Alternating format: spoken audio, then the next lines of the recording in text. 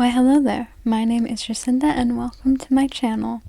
Now today I usually do my Rainbow Diaries videos, but I was thinking of just doing a little July favorites video instead.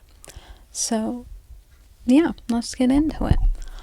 Now, some of these are not physical, so I just have 3 physical things over here, but I will also talk about some digital faves as well. Now, first up here, we have Blue Neighborhood by Troye Sivan. Now, if you watched my CD video, then you may have seen this.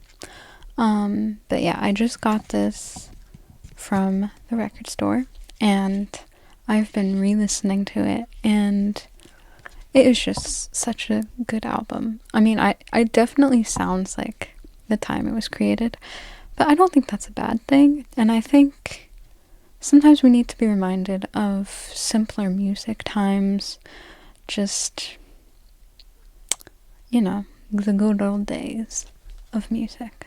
And that is what this is.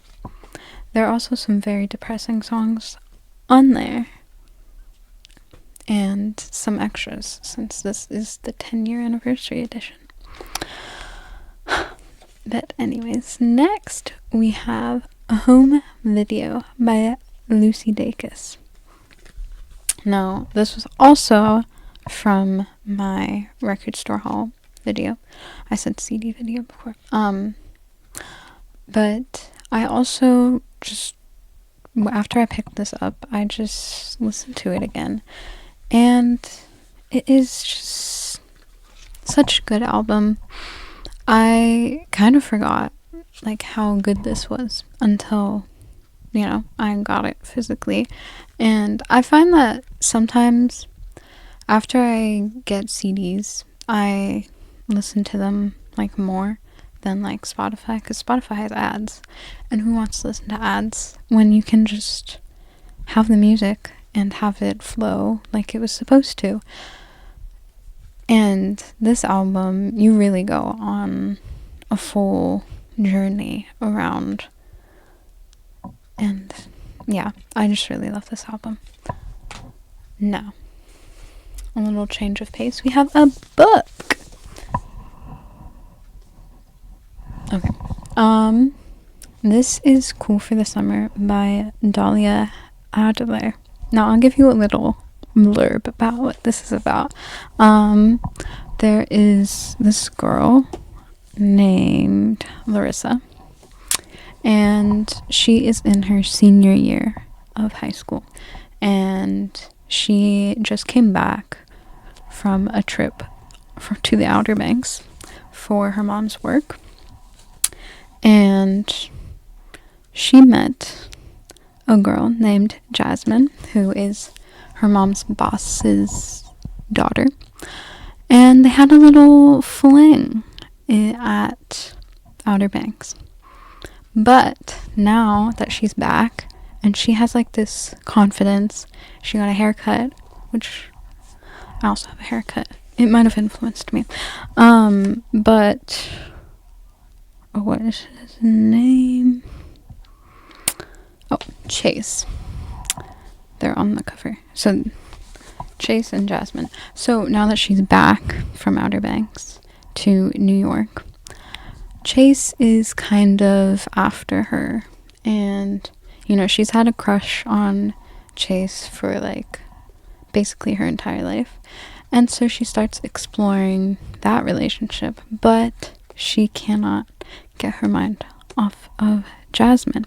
And so you kind of see like her going through this school year and then flashbacks to the summer, and I won't tell you how it ends, but it's a very good read, and I definitely recommend it, especially if you are a senior or have just graduated high school.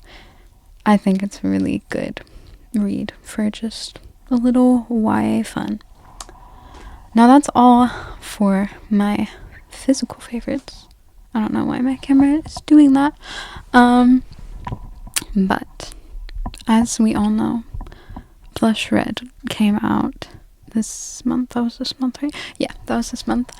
And I Don't Want to Watch You Dance by kevinatwater is probably my favorite song of this month. It is so dynamic, and I just love whenever he touches anything rock. It's just like, it's so addicting.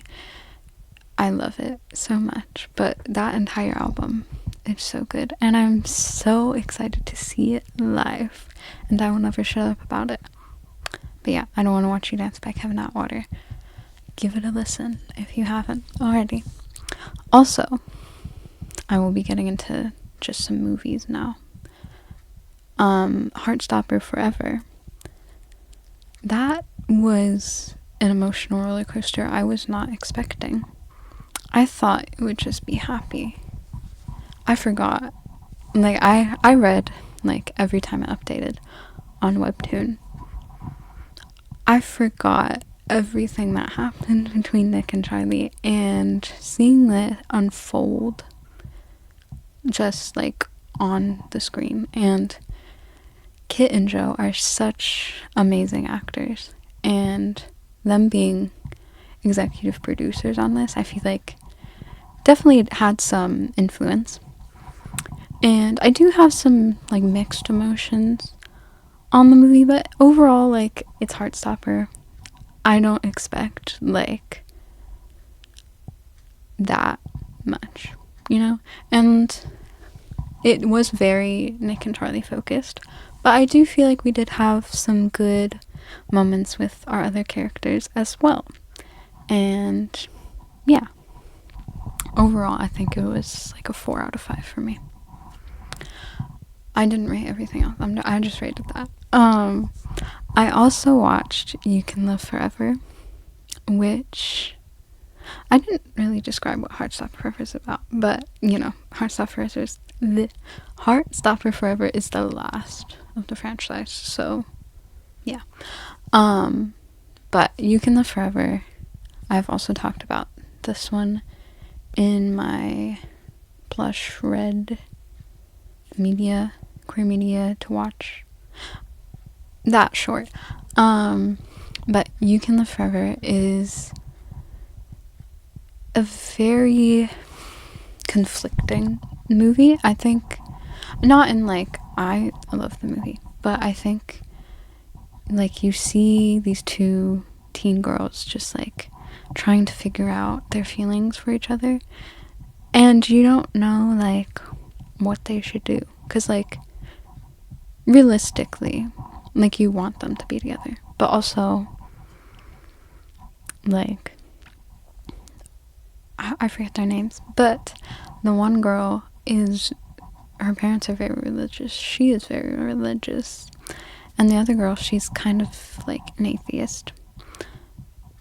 And, you know, if the religious girl's parents find out, you kind of see what happens in the movie, and I won't spoil it. But it is a very good watch, and yeah, I recommend it.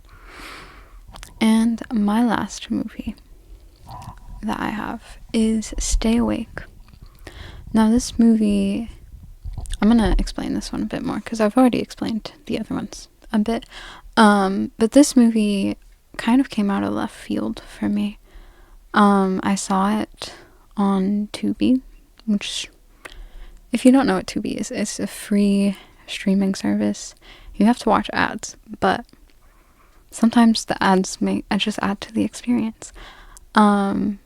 But yeah, I saw this movie on there, and I just clicked on it and gave it a try.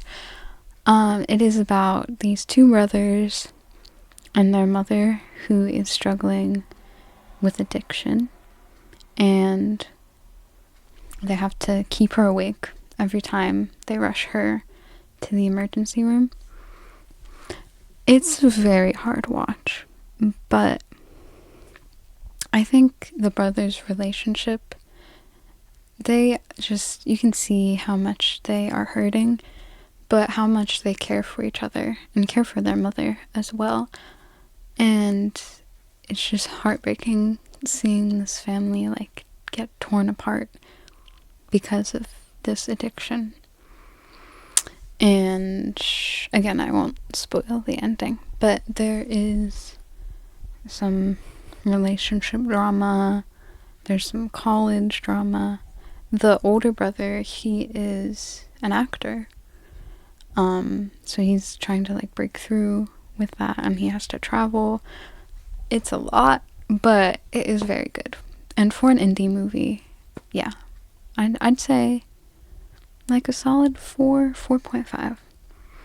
I'm a very, like, it takes me, I mean, it doesn't really take me a lot to give something a 5, but I think just the pacing was a bit slow, but otherwise, it is a good watch. And you should definitely check out anything in this video that you think you might be interested in. But yeah, I think that is all for today's video. And thank you for watching. Comment what you've been watching, listening, reading this month, and I'll see you in the next one. Bye!